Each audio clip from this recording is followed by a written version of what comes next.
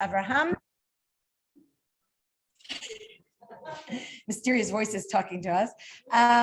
It's a great day to start. Today is also the day that we begin the winter. We begin asking for rains.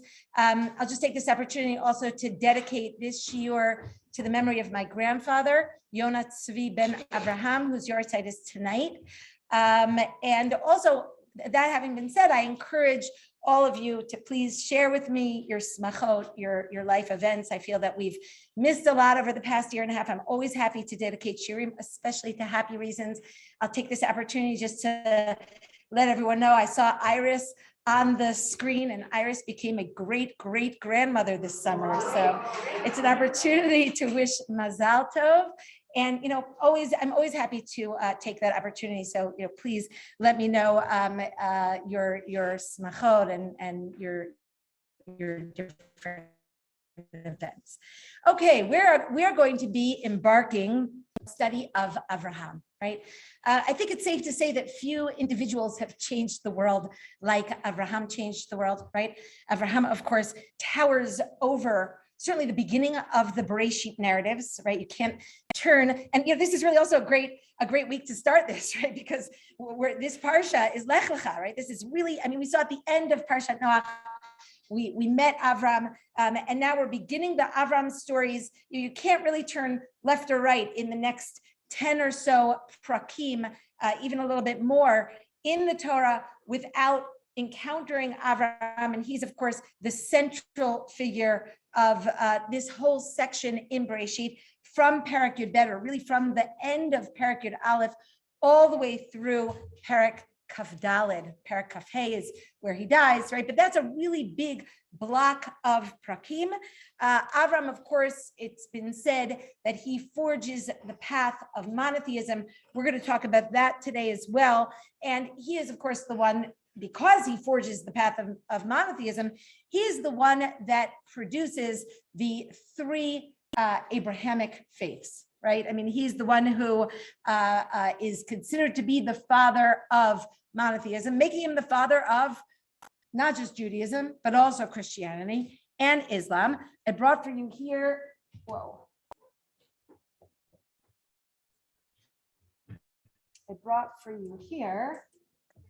there you go. I brought for you here.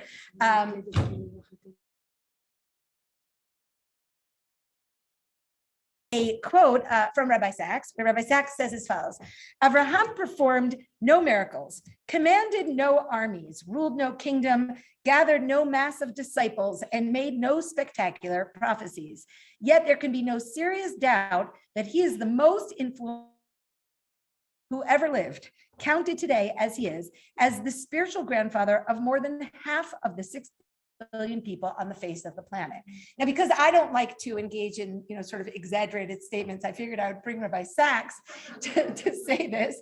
I guess you could make an argument there are a few others that contend for the position of most influential person ever, but certainly Avram's going to be on that list. And so, it's worth contemplating that at the very outset, right? Not only does he forge the path towards monotheism and therefore becomes the spiritual grandfather, as Rabbi Sachs says, of more than half of the 6 billion people on today's planet, but he also models, I think, the dynamic of religion, right? He models for us what religion is meant to be. He becomes not just the forger of monotheism, but the forger, I think, of the spiritual personality. And in having said that, I would like to add that the great enemy of the spiritual persona is not agnosticism. It's not lack of belief. I think it's staticity. Did I pronounce that right? Right? Being static, right? Not being in a constant act of movement.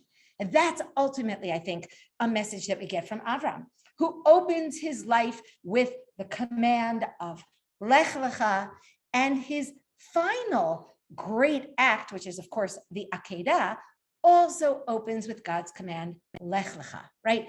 Go, move.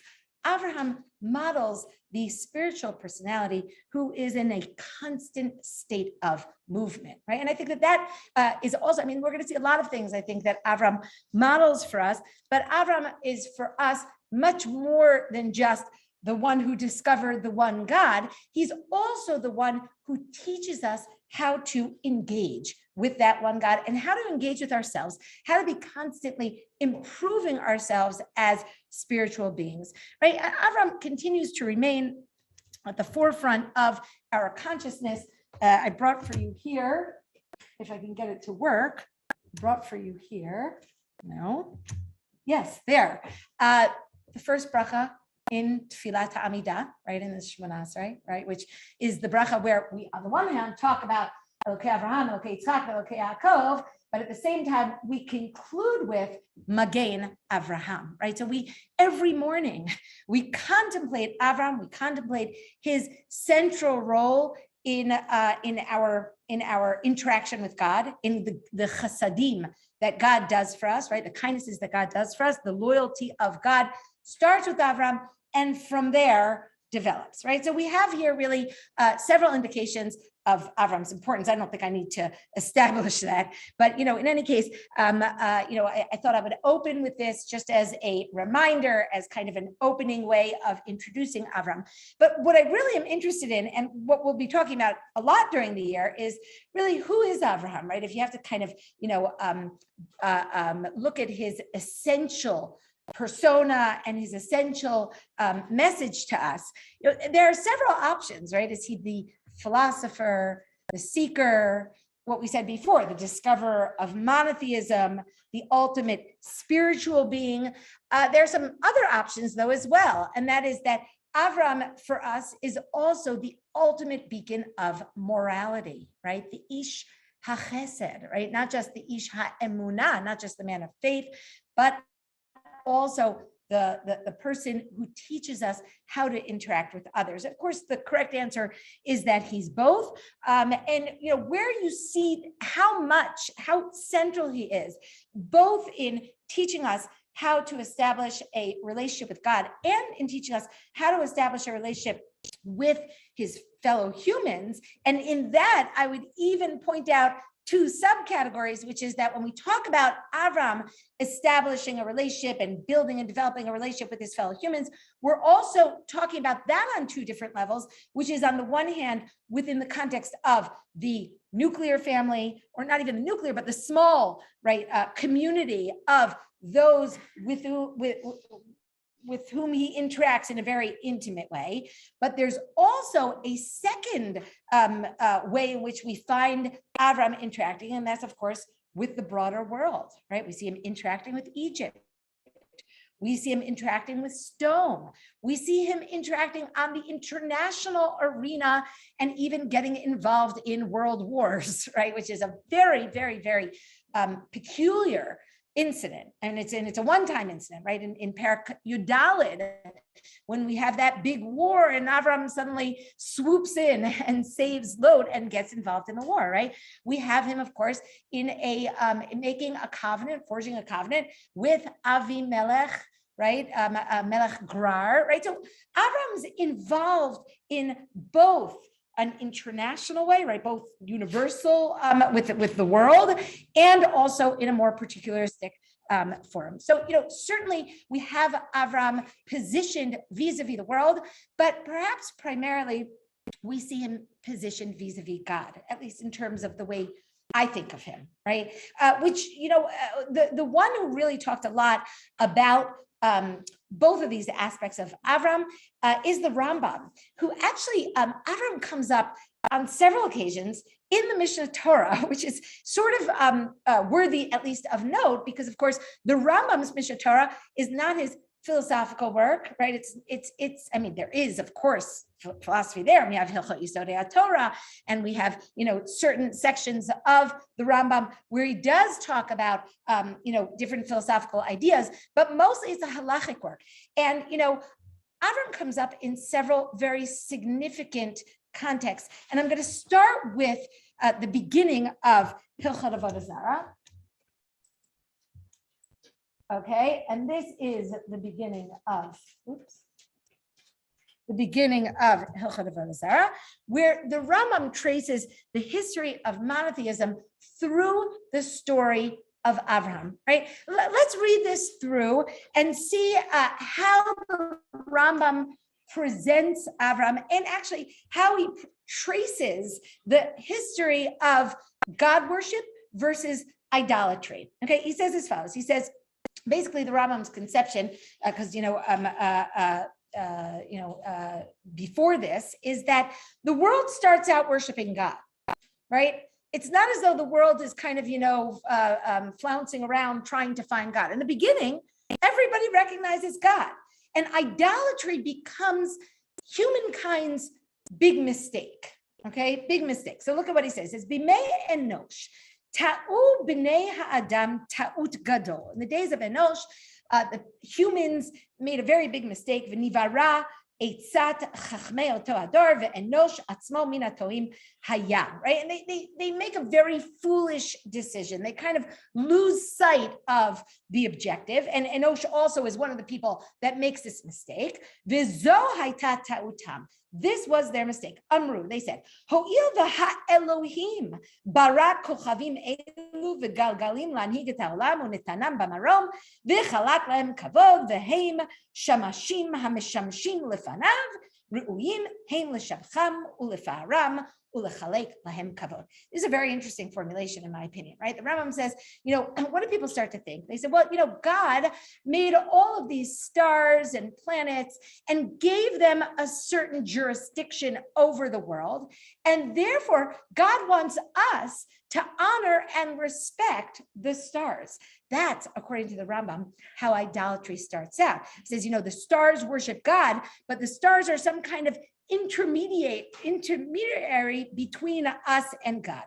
And they decide, these people, that this is God's will, that we should be worshiping the stars. This is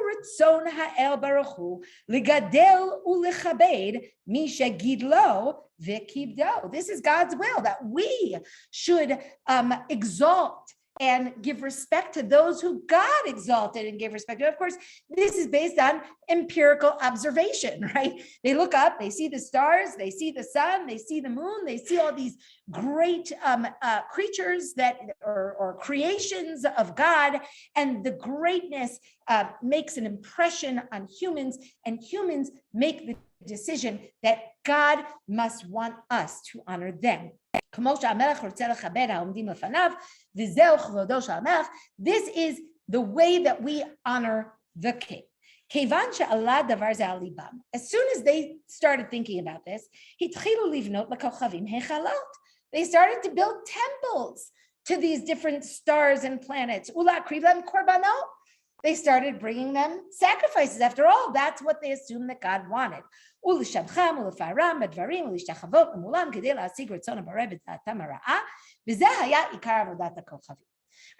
By the way, this is, kind of different than the way that many 19th century scholars saw the development of monotheism, right? Monotheism was some kind of advanced development. And at first, the world started out in this kind of pagan, chaotic worship. But that slowly but surely, as we became more and more sophisticated thinkers, we eventually made our way to idolatry, right? That whole 19th century approach of how we get more and more sophisticated as the generations go on, which of course kind of collapsed under the weight of, the Nazis and what happened in the middle of the 20th century. Nobody was saying after that our morality increased, right, by, in some kind of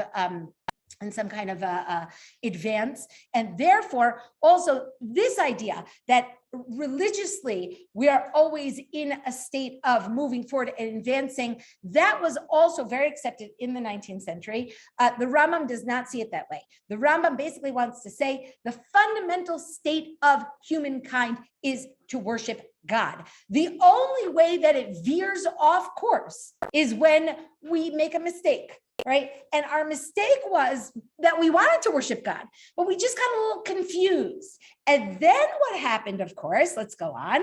Let's go down to Upshat Hadavar. Upshat Davar ze b'chol ha'olam la'avod et hatzurot ba'avodot mishunot zo mizo ula'akriv lahem ולהשתחוות.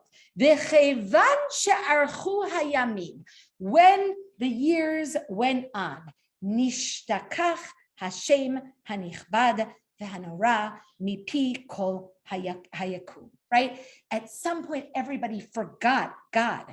ומידעתם, ולא הכירוהו ונמצאו כל עם הארץ, הנשים והקטנים, אינם יודעים, אלא הצורה של עץ ושל אבן, וההיכל של אבנים, שנתחנכו מקטנותם להשתחוות לה, ולעובדה ולהישבע לשמה. What were we left with after many years? People woke up in the morning, they went to the temple, they brought their korbanot, they brought their incense, they brought their sacrifices to this temple, and they forgot the idea behind it. And that's how idolatry became so widespread, right?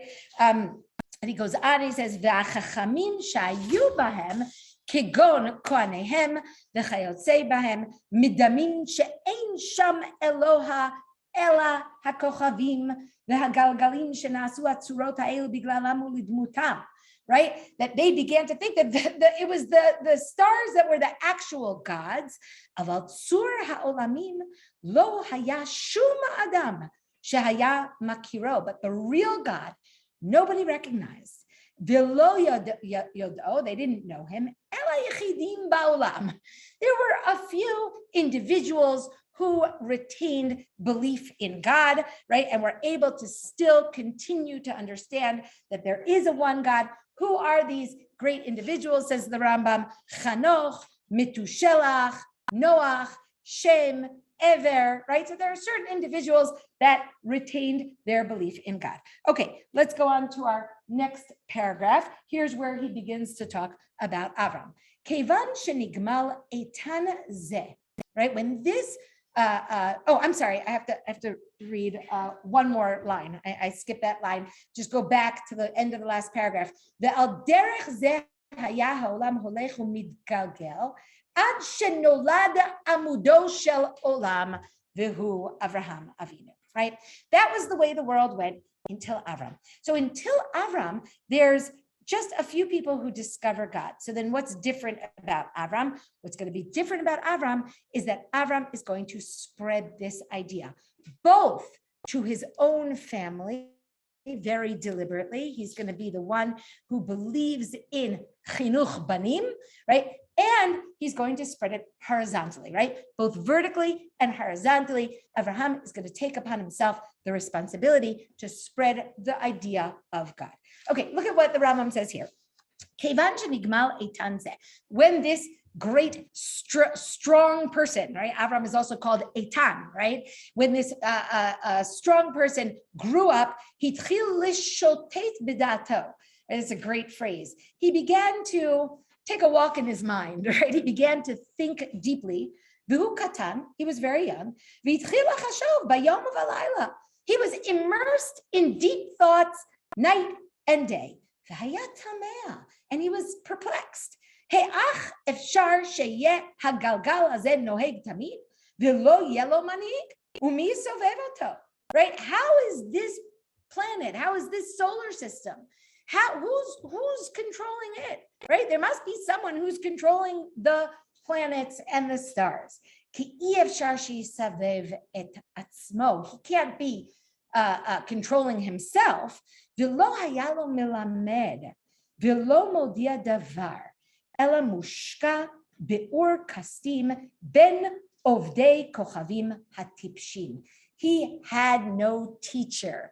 He had no one that was helping him through this process. Not only that, but as we're going to see, and we're going to talk about this, Avraham was immersed in this society of idolaters, a society that the Rambam is not very enamored of, right? That he calls them the hatipshim, right? The stupid ones, the aviv v'imo, and his father and mother. Akol beseder? Yeah. Okay.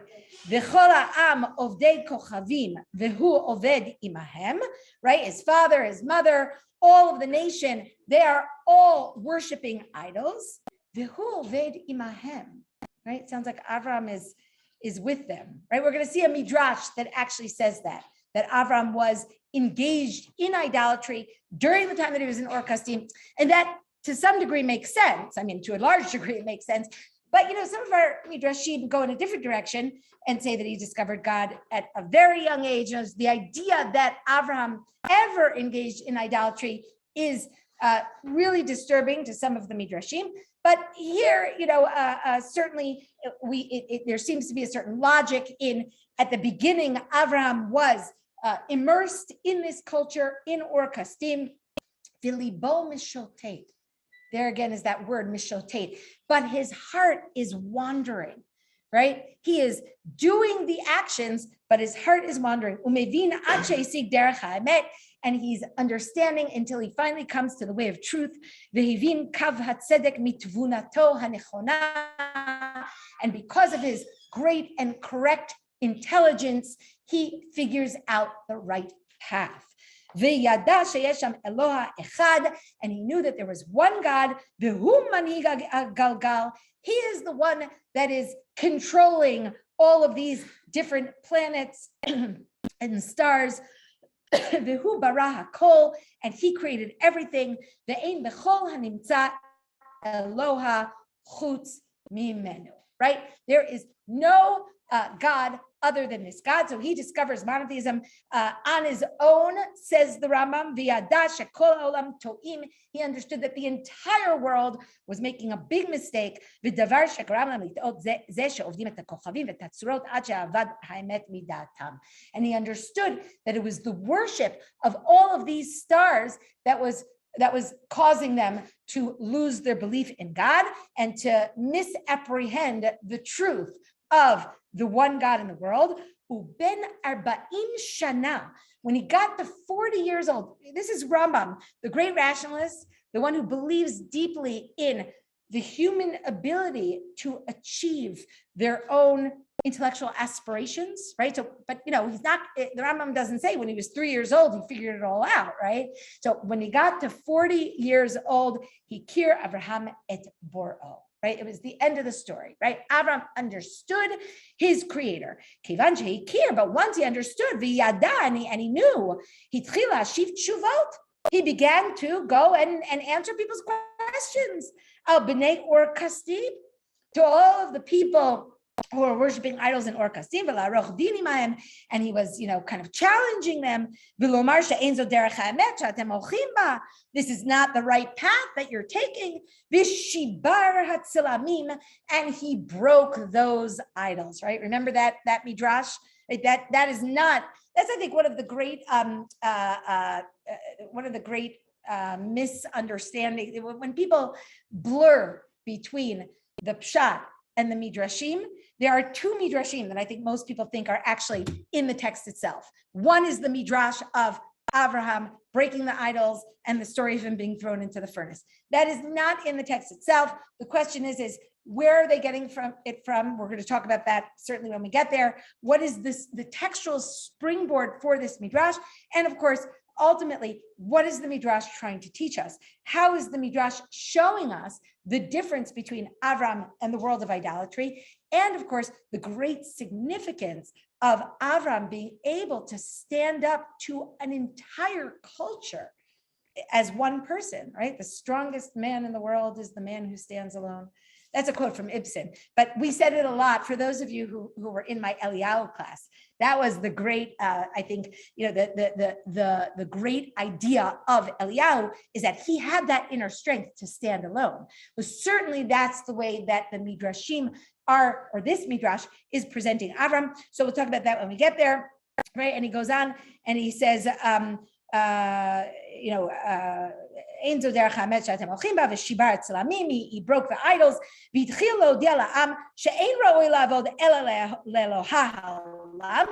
tells everyone you should only be worshiping the God of the world. It is worthy to prostrate yourself before him. And you should publicly be worshiping him so that you can spread the word to others. And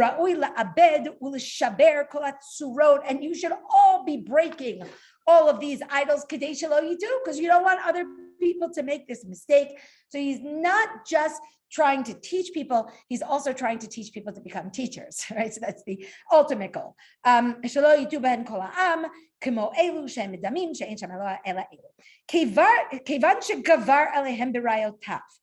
soon as his proofs became very compelling, go, right? The king wanted to kill him. You can't just undermine the entire infrastructure of Or Kasdim without repercussions, right? This is not good for the king, right? Vinasa happened, Vyatsa lecharan. And then he went to Haran. Okay, we're not going to read the rest of this. You can read it on your own. But that at this point, he goes forward and he says, and then Avraham passed this idea down from generation to generation. It gets a little fuzzy when they go to Egypt. That's what the Rambam ultimately is going to say. But more importantly, not, as I said before, not only does the Rambam pass it down vertically from generation to generation, but of course, and we're going to see this everywhere he goes, Vayikra b'shem Hashem. And all of these things that we're going to see about Avraham, they ultimately represent the scaffolding of Judaism, right? Ultimately, this idea of Vayikra b'shem Hashem, we call in the name of God to the world at large, and of course, passing on the ideas of Judaism from generation to generation. These are, pretty much the two most important tasks that we have, right? Vayikra b'shem Hashem appears all over the Tanakh. It seems to be, really what lies at the heart of the biblical story is the movement from Geula to Galut, back to Geula, back to Galut, back to Geula, right? I mean, that's sort of the movement of certainly prophetic history.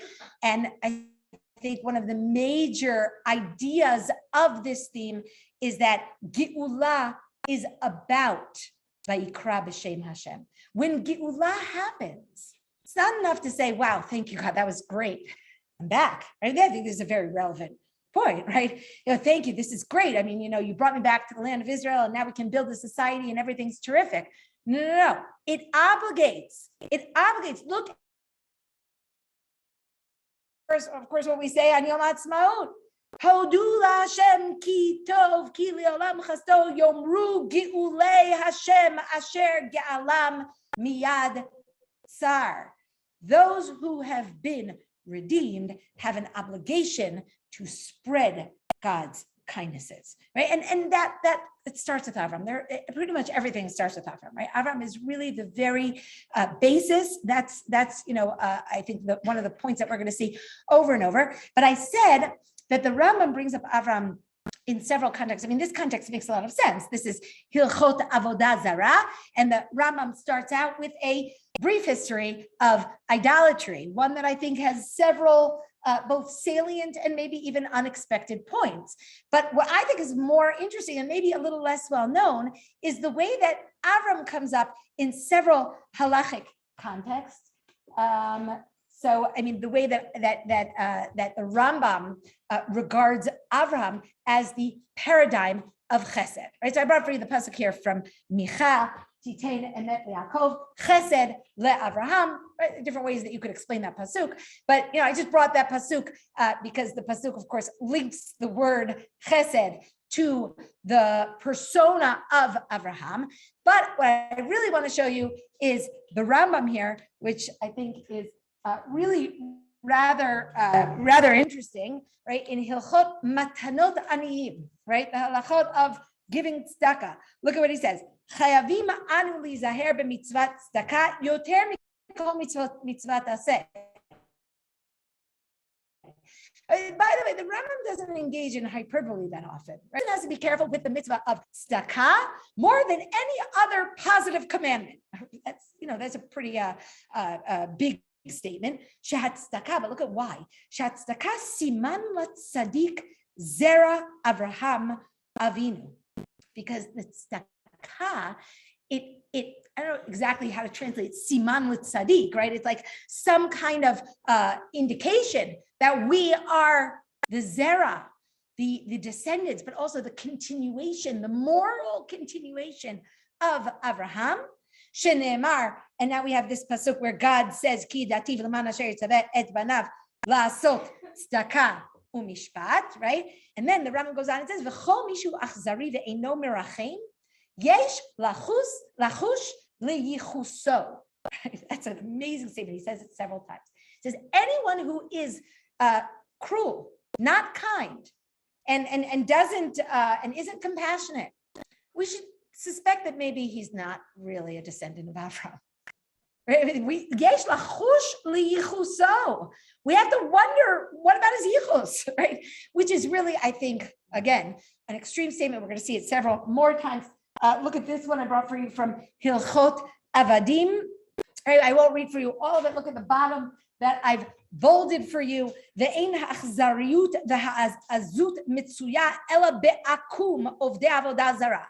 Cruelty and this kind of a hard-heartedness is only found among idolaters. Of course, we understand that that's not always empirically true, right? But this is the Rambam's attempt to describe the world of halacha as it should be, right? Of Zar'o shel Avraham Avinu, the descendants of Avraham, the Hein Yisrael. שהשפיע עליהם הקדוש ברוך הוא טובת התורה וציווה אותם בחוקים ומשפטים צדיקים רחמנים הם על הכל. Right? The descendants of Avraham that were given the Torah, they are tzadikim rachmanim. Now the final halacha that I brought for you, we're going to read it in its entirety. It's from Hilchot Isurei Bi'ah. We're going to read it in its entirety because I think I think it's pretty magnificent as a formulated halacha. So let's see what the Rambam says. He says, Kol mishpachot bechezkat kashrut, umutar lisa mehen lechatchila. That mishpachot, we assume that they have chezkat kashrut. We assume that you can marry into them. We're not going in and looking and saying, well, what was with their great-great-grandfather? Or what color tablecloth do they use on Shabbat, right? We're not doing that, right? Everybody's bechizkat kashrut. The alpha biche, but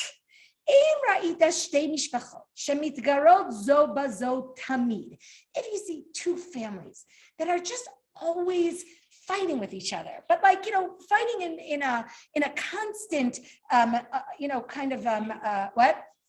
feud, but like almost a violent way.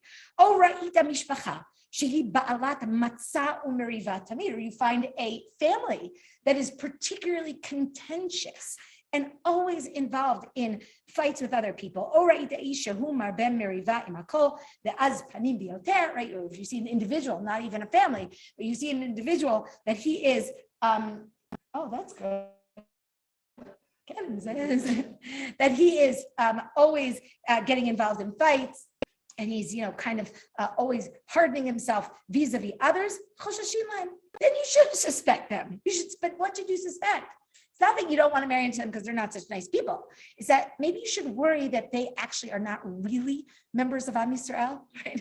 Again, it goes back to that yesh lachush leyichuso, right? Chosheshin lahem v'ra'ui litrachek mehem. Right? The Rambam gives you a piece of advice. You should stay far away from them. She'elu simanei pislutim. Right?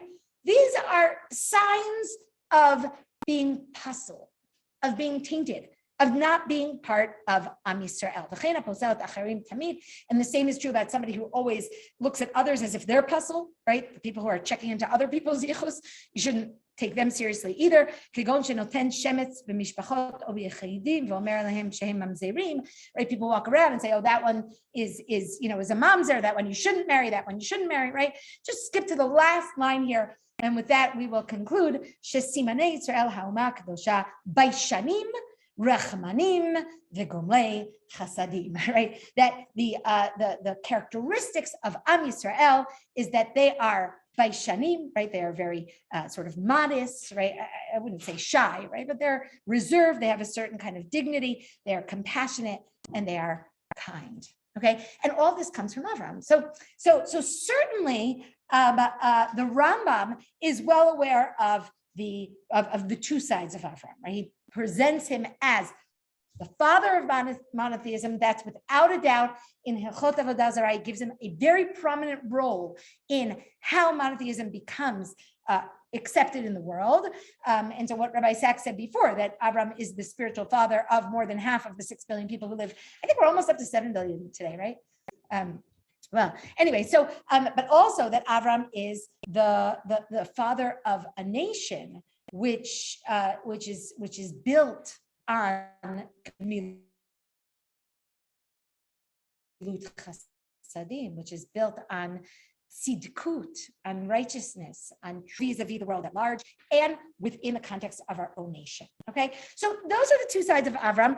I know I pretty much belabor the point, but I wanted you to see how the Rambam regards Avraham as an introduction. As another part of this introduction, I want to look a little bit about where we are situated right now in Sefer Bereshit. Right? Because we're not starting in Perek Aleph, we're actually starting in Perek Yud Aleph, right? We're going to start with the end of Parshat Noach. We're picking up on the narrative in the middle of Bereshit. To understand the Avraham stories, we need to talk a little bit about the backdrop.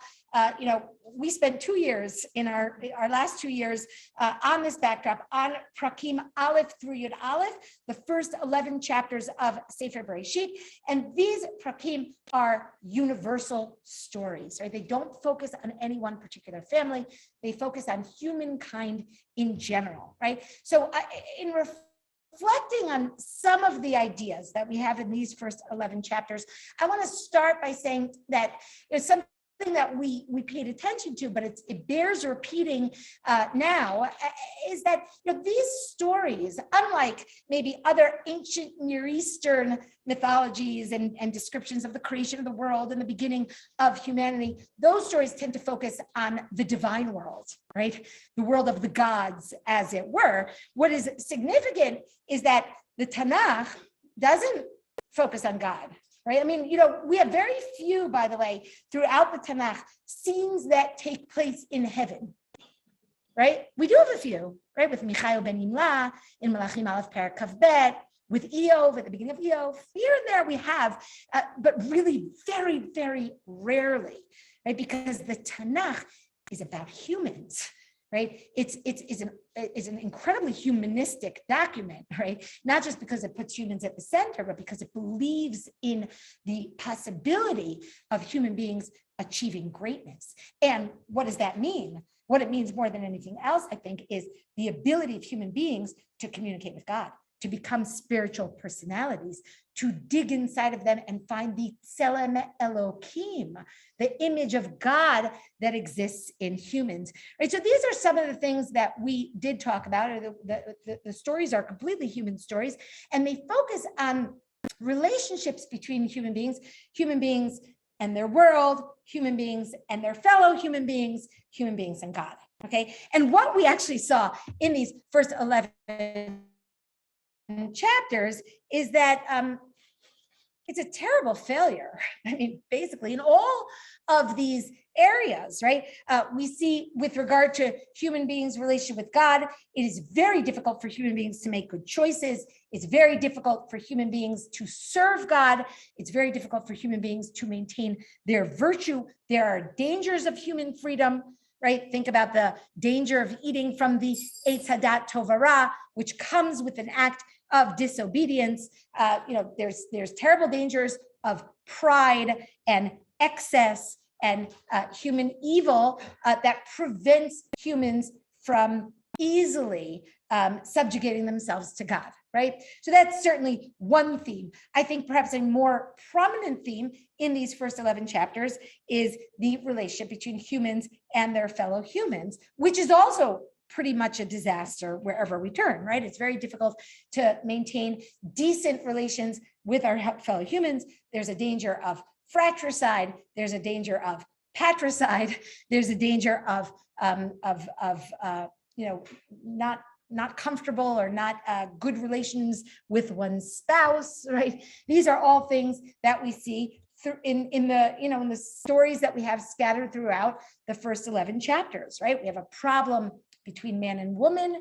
We have a problem between brothers. We have a problem between parents and children. We have a problem within society at large. In the only story where we have this, kind of communal unity, right? It's only communal unity that unites in a manner that displeases God. That's Migdal Bavel, right? So, pretty much things go awry. Human beings don't have an easy time making their way as, in the world, in the way that they are designated to do so. And, what really seems to emerge from these 11 chapters is the message that if humans are left to their own devices, they are doomed to failure, right? To self-implode, to live a life which is nasty, brutish, and short, as they say. Short may be the wrong word because there's a lot of longevity there. We talked about that in the last 2 years. So, the sense is that the universal picture of trying to achieve an ideal and to realize the purpose for which humans were created within the context of the universe, of everyone together, that didn't work. That didn't work. And so Avraham becomes plan B. Right? By the way, are we ever going to go back to plan A? Right? Because plan A is the way the world is created, right? Where everybody serves God. Well, I guess it depends which Navi you ask. If you ask Tzfanya, the answer is yes. Right? We're going to go back to a look in Tzfanya Perek Gimel, where he talks about how we go back to this pre-Migdal Bavel ideal in which all of the world unites, but to serve God. And he uses a lot of Migdal Bavel imagery there. So, I guess it depends who you ask, but for our purposes, I think what's important to note here is that because of the failure of the first 11 prakim, God chooses Avraham, right? One man, one family, one nation. And that one man, one family, one nation is designated to become an or lagoyim, right? What we said before, likro b'shem Hashem, right? To become a light unto the nations, to teach the world. That was very important for the Rambam, right? When the Rambam describes Avraham, he describes Avraham teaching the world, right? The world could have figured it out on its own, but it didn't. It didn't. It made some really egregious errors along the way, ones that seemed pretty much irreversible in the universal sense. Only individuals were able to grasp at the meaning. And so we have this one individual who is going to go out and educate the world to go back to its purpose, right? That's why we now focus in on one family. So we'll call it Plan B. It's worth reflecting on the fact, and we won't talk about it much now, but it is important to note, and it's a continuation of what I was saying before, that it's interesting that the Torah opens with stories, right? This is really, also what Rashi asks, right, at the very beginning of the Torah. Why didn't we start with Shemot Yud Bet? Right? The Torah should be a book of laws. And we have all these stories. And all of Sefer Bereshit is all about stories of human beings. And again, I would say two things. One is that this is an indication of what a humanist book the Torah is, and what a humanist religion Judaism is, right? How much credence it gives to human beings to rise to the occasion, to fulfill their potential, right? The Torah has great respect for humans, right? For our dilemmas, for our freedom, for the mistakes that we make and our ability to fix those mistakes and rise higher as a result of tshuva, right? I think there are so many wonderful stories that indicate this. The Torah has great respect for human intelligence, has great respect for human creativity, has great respect for the human ability to make a better world. And yet, of course, at the same time, the bar is set very high. And at the same time, when human beings do crash, the Torah acknowledges it, I think, very directly. I think I probably mentioned this before, but the most frequently asked question that I get when I travel and teach Torah is, why do Am Yisrael sin so much, right? Because really that seems to be, pretty much the theme of the Tanakh. And so it looks like a book which is pretty down on humans. And I'm going to give it a positive spin, not just because I'm an optimist, but because I really think that that's what the Torah is trying to say. It's despite the fact that we recognize that humans will sin, we still keep that bar high. It's like being a good parent, right? We're not lowering the bar. We're not saying, well, you can't do it. So, I mean, I don't tend to disparage other religions in my shirim, but I think it does require just a minute of thought about Christianity, right? Where it's not their God died for their sins and everything will be erased, right? But the Torah believes very strongly in personal responsibility, and that reflects a belief in human beings, right? A belief in human beings.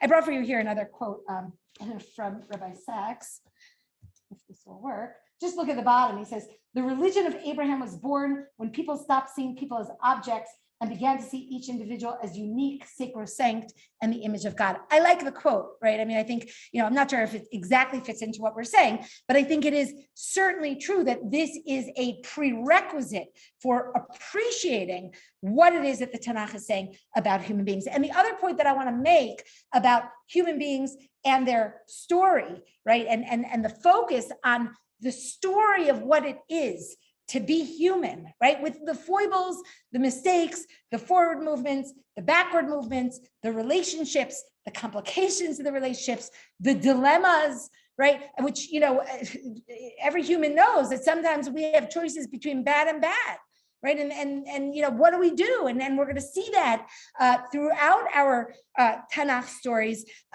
There's something else that I think is the reason that the Tanakh is so focused on human stories, and that is because only once we've worked out our human relationships can we properly work out our relationship with God.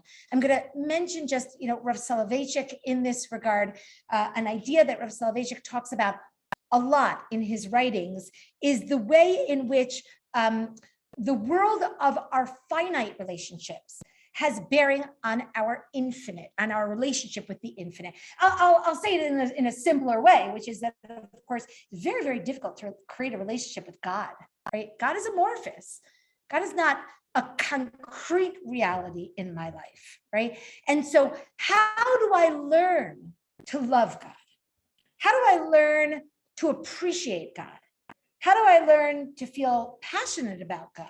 Right. What Rav Soloveitchik says in many different contexts is that you learn those things in your finite relationships, right? You create a good, proper relationship with your parents. At some point, you come to it takes a couple of years, but at some point you come to a state of hakarat hatov, of appreciating everything that your parent did to bring you into this world.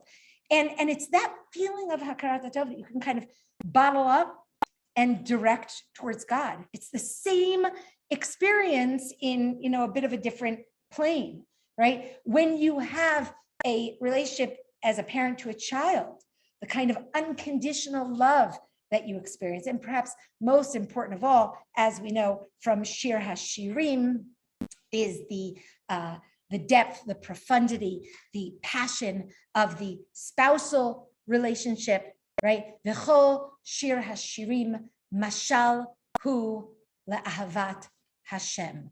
All of shir hashirim is a mashal for how to love God. And if I can be so bold as to kind of take it a little bit further, I would say the reason that shir hashirim is written as a love story is not because it's just an analogy. It's not just a mashal.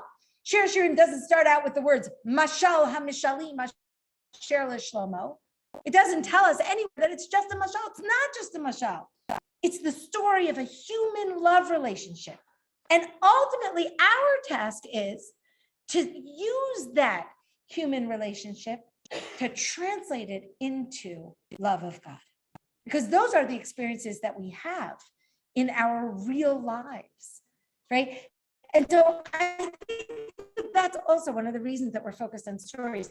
We're working out these issues. We're finding in ourselves the ability to create good relationships, proper relationships, decent relationships, and then we can use that in order to channel that towards God. And I think those people that do have very problematic relationships in their life have to work on that in order to become a spiritual being. Again, that's sort of a not necessarily intuitive thing to say. One might think that these are two very separate areas of existence. There's bein adam lechavero and bein adam lemakom, right? Your relationships with humans and your relationship with God, but it's the two sides of the luchot, right? It's the two sides of the same coin. You can't have one without the other, right? And so we have all of these human stories, and God chooses Avraham to be the first individual from whom we learn how to live in the world as both a virtuous, decent person living a worthwhile lifestyle, and also then who can translate that into our relationship with God. Now, that having been said, I do want to say that Avram's life is a process of education, right? That's what Chazal say. There are 10 nisyonot, right? What are these nisyonot for? They're moving Avram towards his goals. They're educating Avram towards his newfound understandings in a world which has pretty much collapsed around him, right? And so we have this kind of gentle, painstaking education of Avraham. This is a journey, right? I talked about it before. It's the journey of Lech Lecha, right?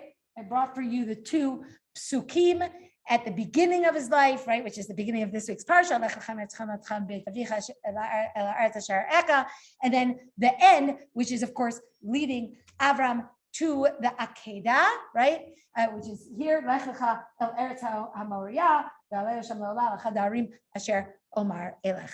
So there are actually two wonderful connections between these psukim. One, of course, being Lech Lecha, which I think indicates to us that Avram's life is a journey. It's not a simple journey. Avram comes from a world of Or Kasdim, a world which has been thus far unsuccessful in developing a proper relationship construct or spiritual beings. And therefore, this movement is constant, but that, of course, teaches us about the dynamic quality of religion. Do you see what's the other similarity between these psukim? The what? Parents and children. Okay, good. There's definitely parents and children, right? I wasn't moving towards that, but that's true. Absolutely. The first command is Avram, move away from your parent. And the next command is Avram, move away from your son. Situates Avram alone. He has to be willing to be alone. But the other point I wanted to make, did anybody see what's going on here? It's the unknown, right? Ela aretz asher eka, right? Al echad haharim asher omar elecha. It's the the journey into something that you have to be faith-filled to take. And what Neely said is true as well in terms of this, which is you have to be filled with faith to be willing to stand alone in a world in which you have worked so hard at creating relationships. I'm going to take questions at the end, if you don't mind, partially because of Zoom, or maybe primarily because of Zoom. Okay, so Chazal talk about this Lech Lecha. Avram has 10 trials, right? That's the famous Mishnah in Pirkei Avot, which I brought for you here. Asaran nisyonot nitnasa Avraham Avinu alav shalom ve'amad bekulam. Right. So the Mishnah tells us that Avram was tested 10 times. He was able to withstand all of these tests. In other words, he really passed these tests with, I guess you'd say, with flying colors, although we might see otherwise as we progress through the story. But ultimately he emerges unscathed from each of these tests. What these 10 tests are is a matter of debate, right? In other words, the Mishnah tells us there are 10 tests. And then the different midrashim and mefarshim, and I brought for you 2 examples here, offer their own 10 tests. most of them overlap a great deal, but you could already see from the first test brought by the Midrash and the first test brought by the Rambam that they're not identical, right? The Midrash says his first test is or kasdim. He doesn't explain what that means. Does it mean the Midrash that he was thrown into the furnace? That's his first test, or just being an or kasdim, just being in a place of idolaters and emerging from that and desirous of a relationship with God? Well, the Rambam says the first test is lech lecha, right? He skips over or kasdim. The first test is lech lecha. So, there is certainly a certain amount of debate here, but everybody agrees that the last test is Akedah Yitzchak. And of course, God himself says, now I know that you are Yarei Elohim. Now we're done with the tests, right? So the tests themselves, I think, are both particular to Avraham, but also indicative of the human condition, right?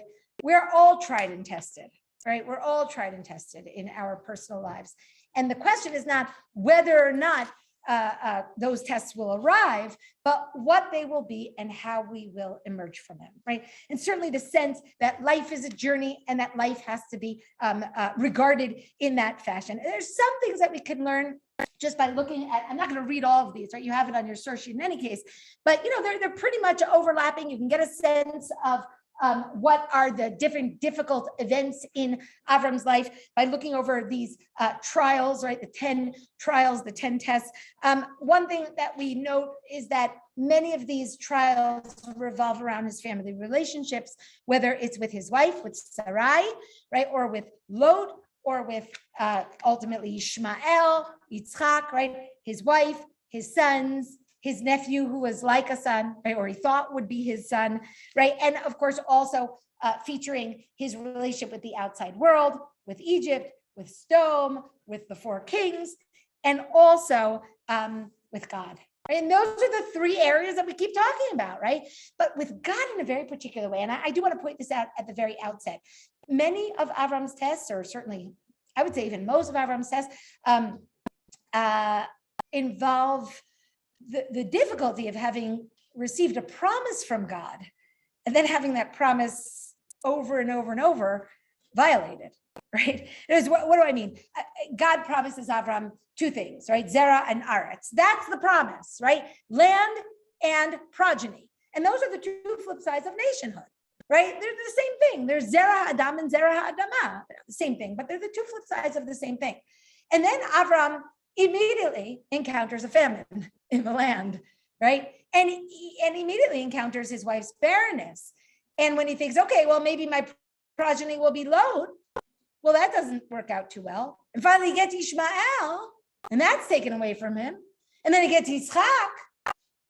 Okay, you see what's going on here, right? There's this constant state of Avram experiencing the failure of those promises, right? So, what does that mean? What is Avraham being taught here, right? Is it there's some kind of long-term or long-distance promise that we're living in the present, but we also believe that our present and our future are intertwined, right? In terms of our here and now existence, we can't really maintain it without continuing to look into the future.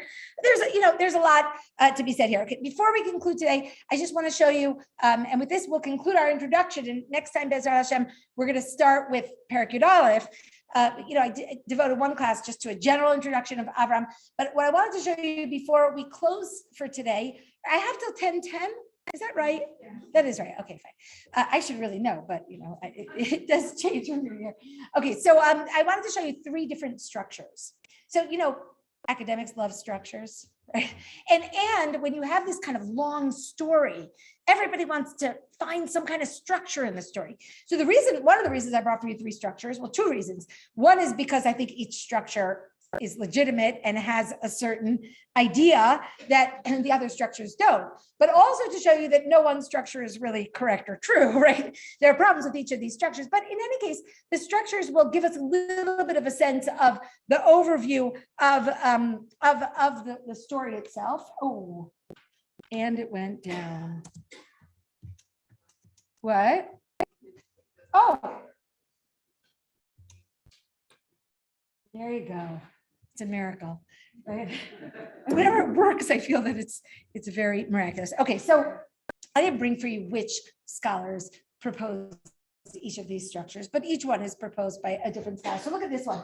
I mean, I color coordinated it because I figured that makes it easier to see what's going on here, right? So, we won't read the whole thing, but I will just mention that here, what I think is difficult in this structure is that he puts Hagar and Ishmael at the middle, and he has a little matching Hagar and Ishmael right before the Akedah, right? In other words, why Hagar and Ishmael are directly at the middle of the Avraham stories.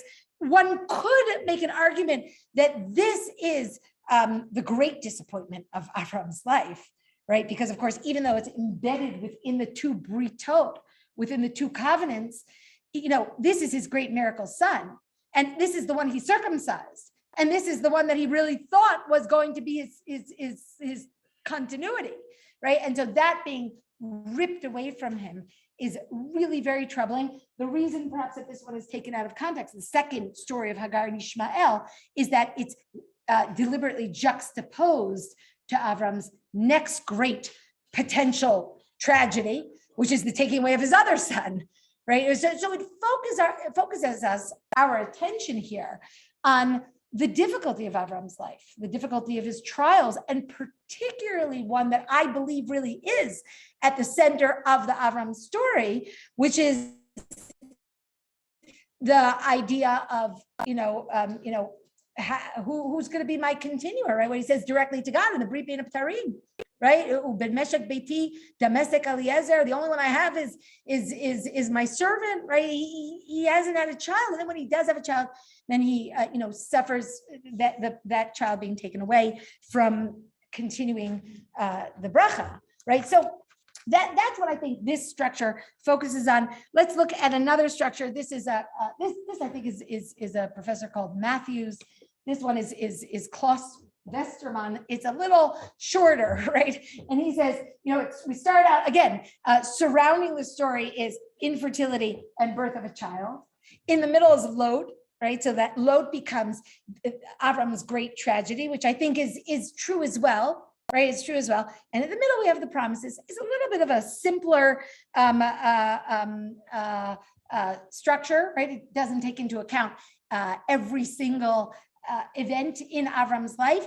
But what it does suggest is that, again, I think it's something similar, which is that Avram's life is focused on actualizing God's promises, and that doesn't happen easily, right? And that I think is really, also what the Mishnah is drawing our attention to when the Mishnah says Avraham went through these 10 trials. And the last one, and this is actually Yoni Grossman, right, in his book on Bereshit, right? So he shows this structure at the middle of this structure, and I like this because I like the fact that at the middle of the structure he puts the change of names, right, which suggests that really what lies at the center of the Avram story is Avram and Sarah, or Avram and Sarai, and the internal change that they need to experience in order to achieve that which must be achieved. Internal change, of course, reflected by the external change. Okay, there's a couple things that he skipped here, right? I don't know if he has Brit Milah here either. Yeah, no, he doesn't really talk about Brit Milah. So, there are weaknesses and strengths to each structure, but I do like that the center of this is the change of names. Okay, so with that, we will conclude our introduction to Avraham. I'm happy to stay and take questions. I wish everybody on Zoom a continued good day and good week. And, looking forward to seeing everybody back here, whoever is able to next week. Yeah, back there. Okay, sorry, there's 2 things I'll read them more quickly. Okay. What you want to deal with. What Christianity, I was always told, was not the real monotheism. They worship the person and they worship the person. Yeah, that's an interesting point. Abraham's spiritual journey is very much towards the comfort of Yeah. in terms of search. It's definitely a process. I personally was sure was text is not told. That what? Nacho.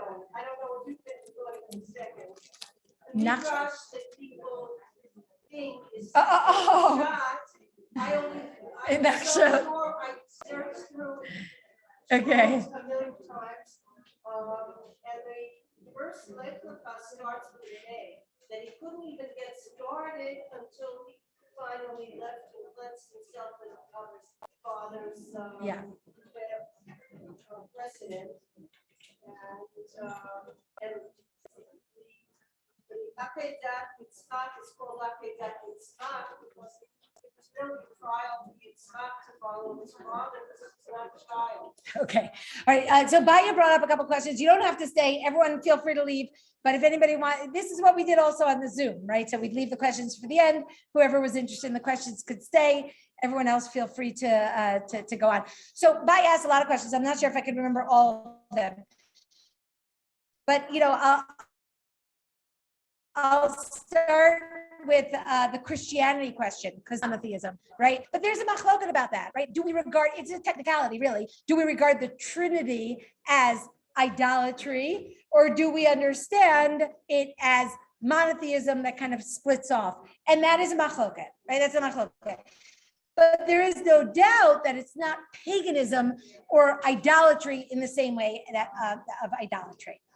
Okay. Next question. Tell me number 2. Just say one word, I'll remember. Yeah. Yeah. You said a whole bunch of things here. One thing that I'll just relate to also is Akedat Yitzchak, which is that Akedat Yitzchak starts out not as a test for Yitzchak, but as a test for Avraham. Hashem nisa et Avraham. He's the center of that story. It's actually quite peculiar how little Yitzchak is the center of the Akedat Yitzchak story. So, all right, I'll leave aside that. If you have other questions, maybe just come to me. Hello, how are you?